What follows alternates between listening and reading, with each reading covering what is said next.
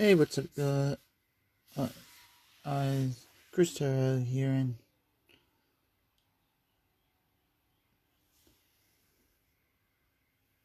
today I'm going to be reading to you the Lion King book, which is this one right here, that I've actually got today from Target up at Wooligan. So I'm going to be doing this, so let's get started. Good.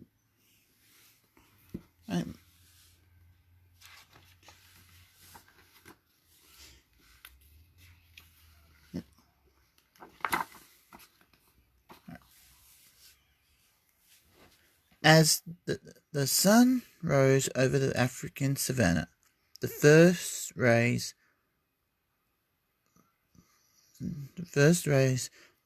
light fell on an astonishing sight. A vast herd thundering across the bright lands, from the strongest elephants to the swiftest zebras. The animals moved towards Pride Rock, where they were to celebrate the birth of Mufasa's son.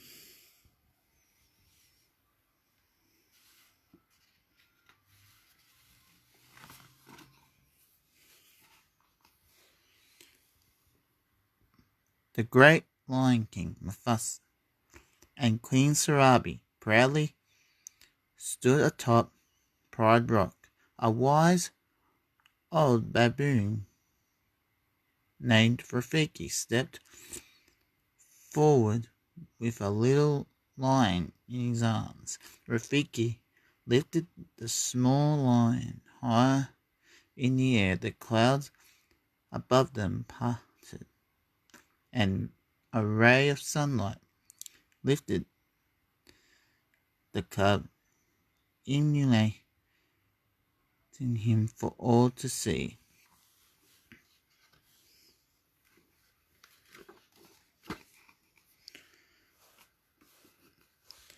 A hush fell over the animals below as they beheld the newborn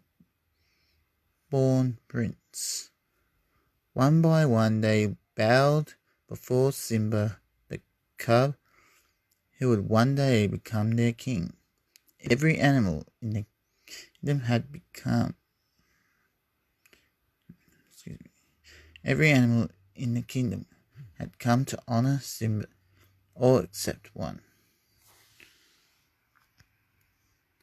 Scar, Mufasa's brother, did not attend the ceremony. He stayed behind to sulk in his den. He was toying with a mouse when Zazu appeared. While Scar was distracted by Zazu, the mouse ran off. "You made me lose my lunch," Scar complained. He glared at Scar and wondered how the bird would taste.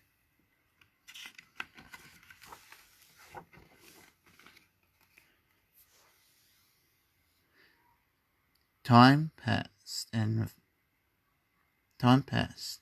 Simba grew into an active cub. One morning, Mufasa led Simba to the top of Pride Rock. "Everything the light touches is our kingdom."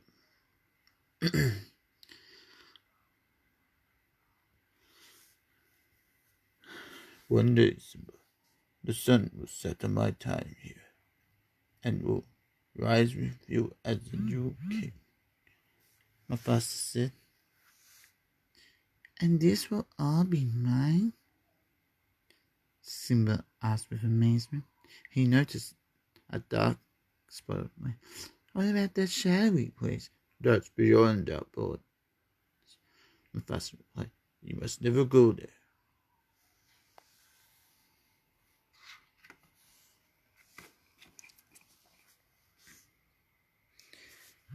As father and son explored the grasslands, Mufasa taught Simba about the animal kingdom and their place in it. Everything exists together in a delicate balance, Mufasa said. We are all connected in the great circle of life. But Simba was distracted. He wanted to practice pouncing. Mufasa crouched next to him.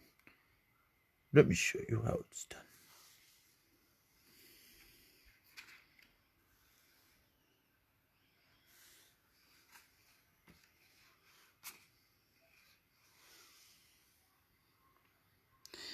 However, kings and princes had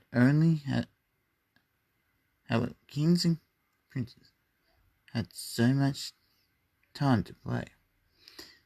Just then, Zazu alerted Mufasa there were dangerous hyenas in the prairies. Dad, can I come? Simba asked. He wanted to face the hyenas and show his father what a brave lion he was, but Mufasa commanded Zazu to take Simba home and sped off to protect the kingdom.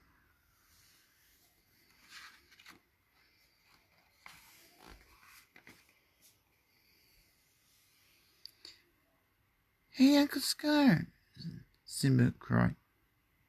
Safely, hey? My dad just showed me the whole kingdom, and I'm gonna rule it all. Did he show you what's beyond that rise of water? Scar asked slyly. He said I can't go there, Simba answered. He's absolutely right, Scar. Only the bravest lions go there. An elephant graveyard is no place for a prince.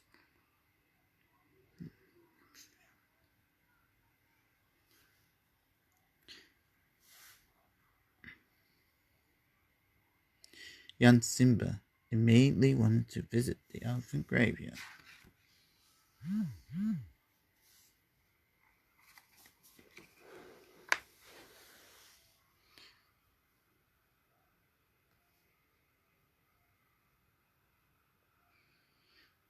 Simba went to find his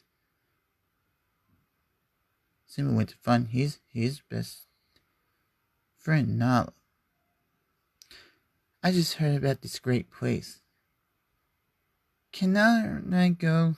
It's near the watering hole. He fibbed. Alright, Zara agreed. As long as that's who goes with you.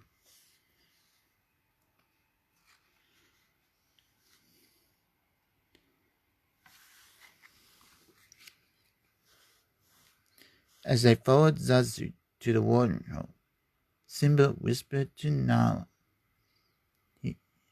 his plan to sneak off to the elephant graveyard.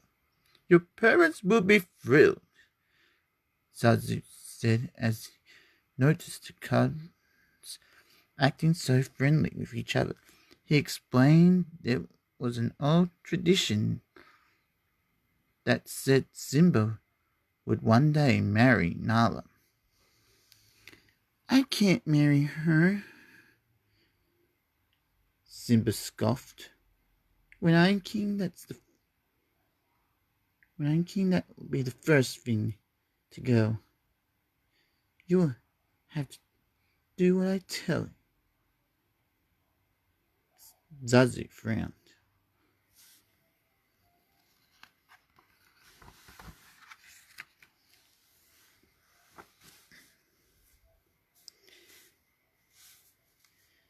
I just can't wait to be king, Simba said. When he was king, he could act however he wanted. Darting through a herd of zebras, Nala and Simba left Zazu far behind.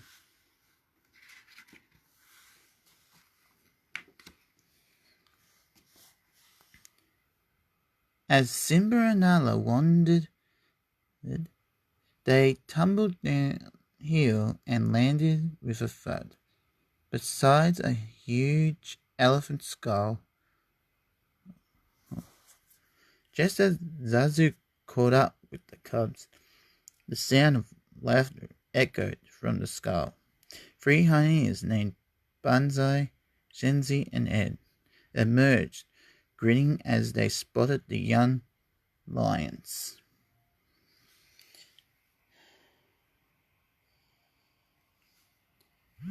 Well,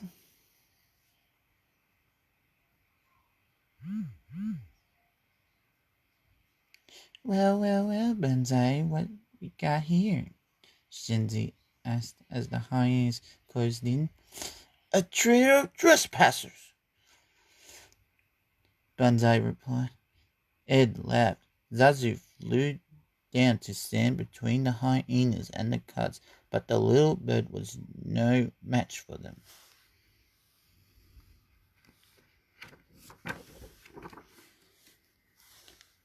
Mufasa appeared with a mighty roar. He jumped in front of them.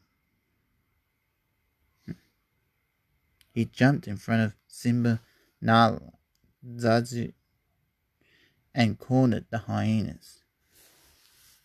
Don't ever come near my son again, Mufasa growled. The hyenas ran off.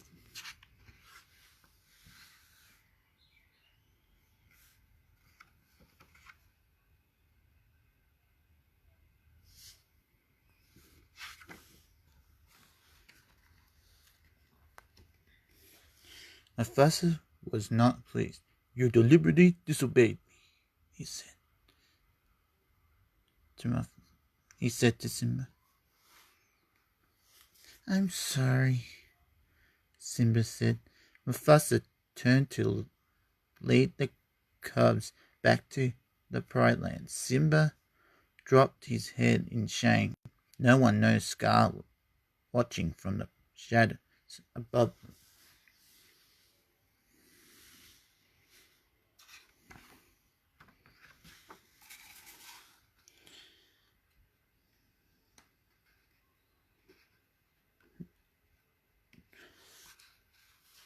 Night had fallen on the Pride Lands.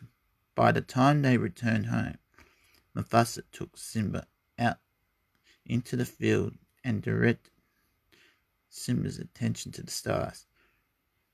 The great kings of the past look down on us from those stars, Mufasa explained. So whenever you feel alone, just remember that those kings will always be there to guide you. So will I.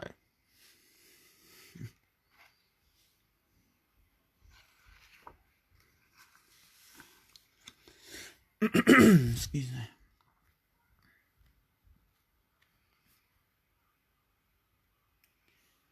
Back at the elephant graveyard, Scar paid the hyenas a visit. I practically gift wrapped those cubs and for you, and you couldn't even dispose of them, he said. What are we supposed to do? Banzai whined. Scar told them of his new plan. This time, Simba would not escape. Neither would Mufasa.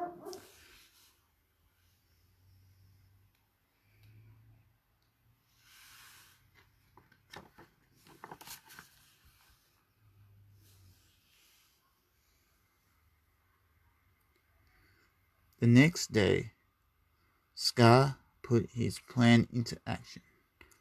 He led Simba to a deep gorge and told him to wait on the rock. Your father has a marvelous surprise for you, Scar told Simba. Will I like the surprise, Uncle Scar? Simba asked. Simba is to die for, Scar promised.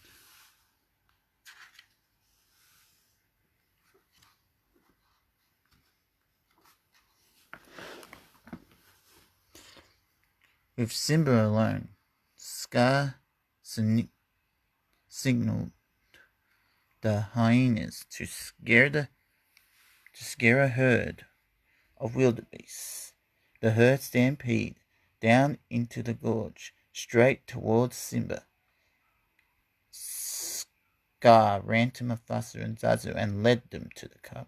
Simba climbed a tree branch to avoid being trampled. "Hold on, Simba," Mufasa cried.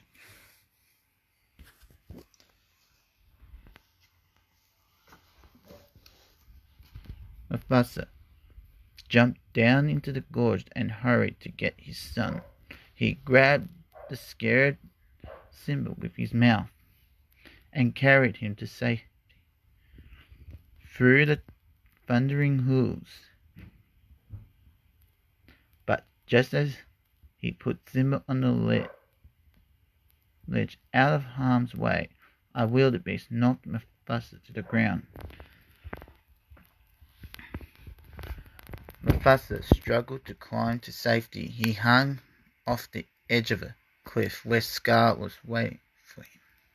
Scar leaned over him. "Brother, help me," Mufasa pleaded. Scar dug his claws into Mufasa's foot and pulled him closer. "Long live the king," Scar whispered. Then he let go.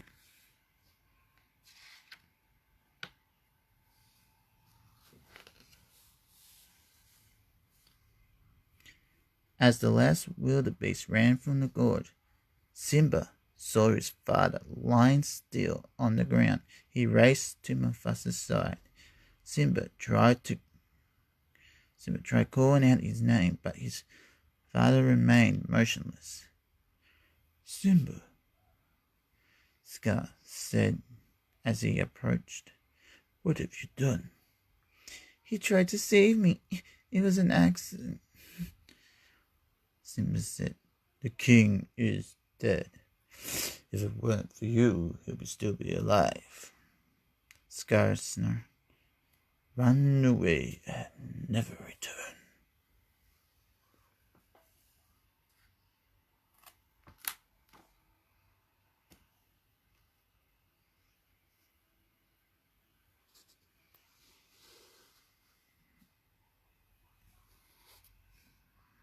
Confused and heartbroken, Simba fled.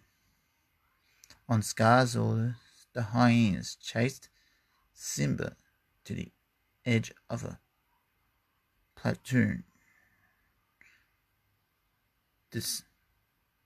Desperate to escape, Simba leapt into a thick patch of thorn bushes below. The hyenas were too cowardly to follow him.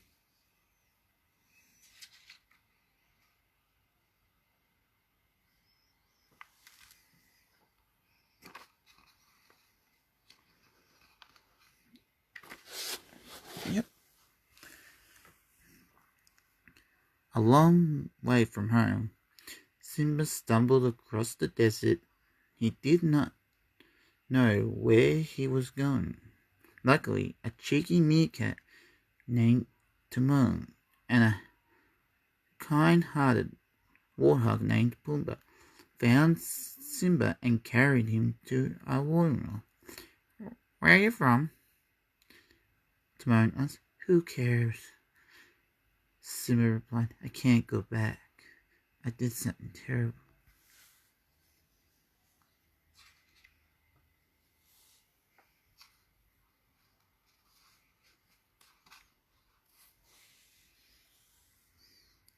"Is there anything we can do?" Pumbaa asked. No, not unless you can change the past," Simba answered. "You gotta put your past behind you," Timon advised. He gathered a leaf full of bugs for lunch and gave one to Simba. This is the great life. No rules, No responsibility, no worries. Hakun Matata.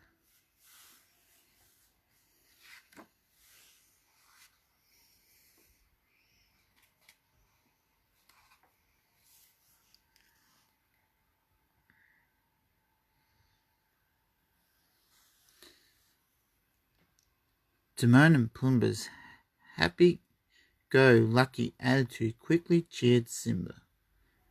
Timon and Pumbaa taught Simba to live with no worries. He even learned to like the taste of bugs. The days passed and Simba grew into a strong young lion. His cares forgotten. But one night, as he and his friends stargazed, Simba remembered Mufasa's words. Someone once told me that the great kings of the past are out there, watching over us. Simba said. Timon and Pumbaa laughed.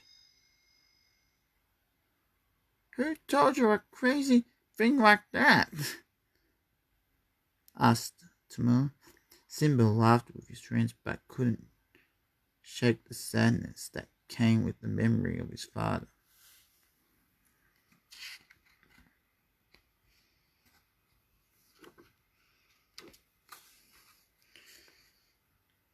The next day, Pumbaa was walking through the trees when he caught the attention of a hungry lioness.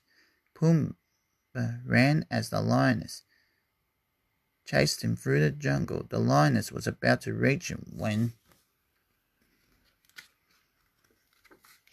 Simba appeared. The two fought before the lioness finally pinned Simba to the ground. As he looked up into the lioness's eyes, Simba recognized her. Nala? He said. It's me, Simba. Simba? No, she too recognized her old friend. Everyone thought you were dead, but you're alive, and that means you're the king. King? Timon Pumbaa asked. Simba and Nala ran across the grass fields, chasing each other and playing among the birds. They talked about things they had missed when they were apart. Simba wanted to tell her about what had happened with his father, but he was too ashamed.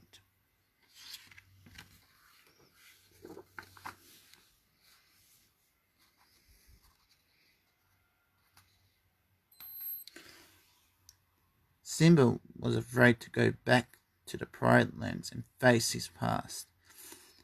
He was brooding when Rafiki appeared, humming a strange tune. Who are you? The question is, replied Rafiki, who are you? I thought I knew, the lion sighed. Now I'm not so sure. Well, I know who you are. You're Mufasa's boy.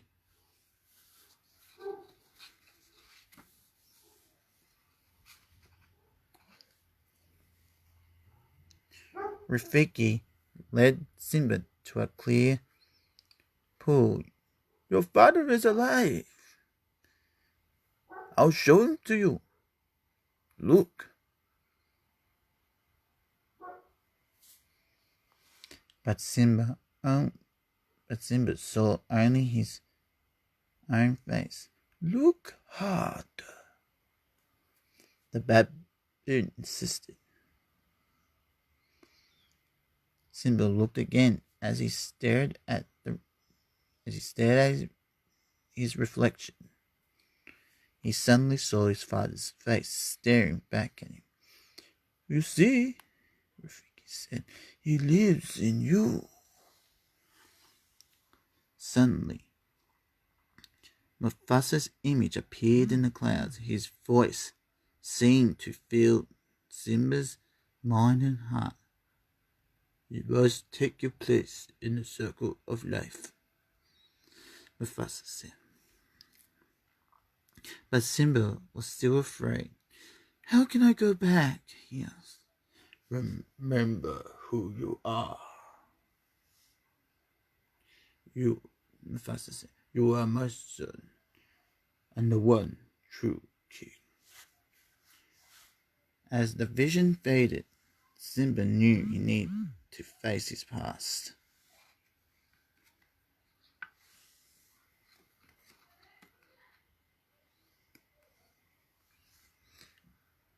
The next day, Simba and his friends traveled back to the Pride Lands. Simba was horrified what he saw. Unlike Mufasa, Scar was not respected. Unlike Mufasa, Scar had not respected the circle of life and had allowed the land to go to waste.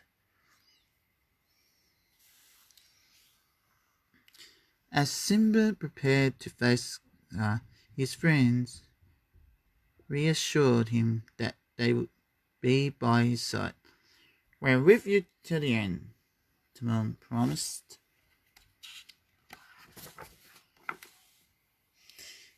A deep roar startled Scar as he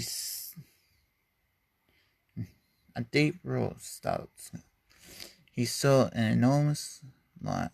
Scar's eyes widened with fear. Mufasa? No, you're dead. Scar's voice shook.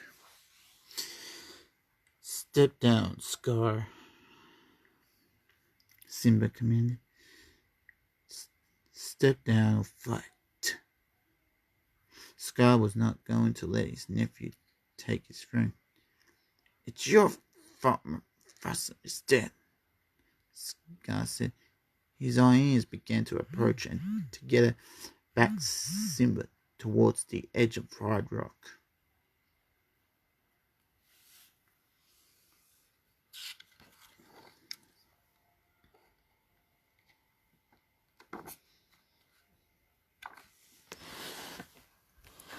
Scar lunged. Simba stepped back, lost his footing and slipped off the cliff. As he clung to the edge, Scar leaned over him. Lightning hit the ground and ignited a fire below. As Simba struggled, Simba admitted that he was the one who had killed Mufasa. But Scar could not defeat Simba.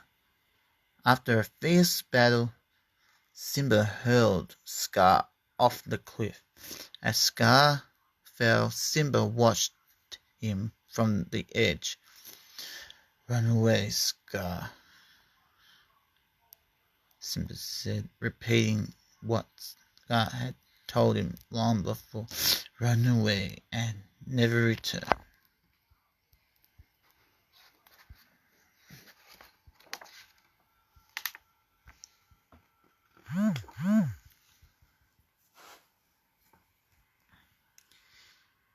Rain began to fall, putting out the flames. Thunder roared above as Simba ascended Pride Rock. He raised his head to the sky, remembering Mufasa and all that he had told him. As the rain continued to wash over him, Simba let out a mighty roar. The king had returned.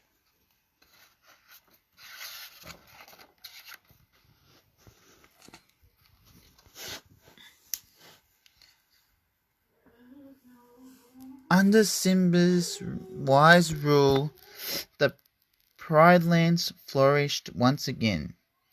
Grass and trees grew, herds returned to graze, and food became plentiful. And one morning, as the sun rose over Pride Rock, Rafiki held up Simba and Nala's new born cud for all to see. The circle of life was complete.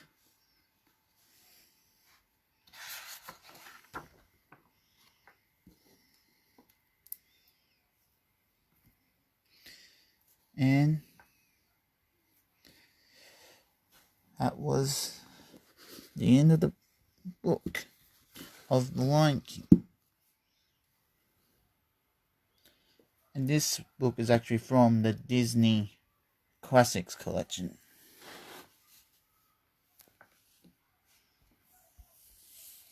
So I'm Christopher saying Hakuna Matata and Sukuzama.